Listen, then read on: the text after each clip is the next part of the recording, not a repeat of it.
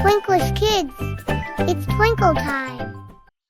Sa isang masukal na kagubatan, apat na hindi inaasahang magkaibigan, isang usa, isang uwak, isang daga, at isang pagong, ang namuhay ng payapa.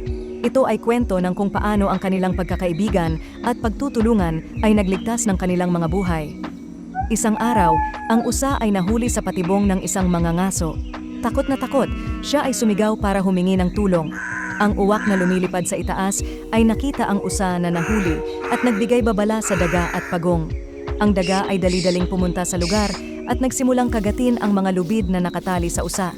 Samantala, ang pagong ay dahan-dahang pumunta para magbigay ng moral na suporta.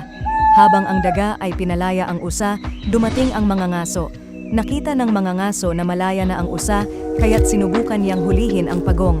Agad na nagplano ang usa, uwak at daga. Nagpanggap ang usa na siya ay sugatan upang ilihis ang pansin ng mga ngaso habang ang uwak ay lumikha ng kalituhan. Kinagat ng daga ang mga lubid na ginamit ng mga ngaso upang itali ang pagong at pinalaya ito. Tumakas ang apat na magkaibigan sa kagubatan, mas matibay ang kanilang pagkakaibigan kaysa dati.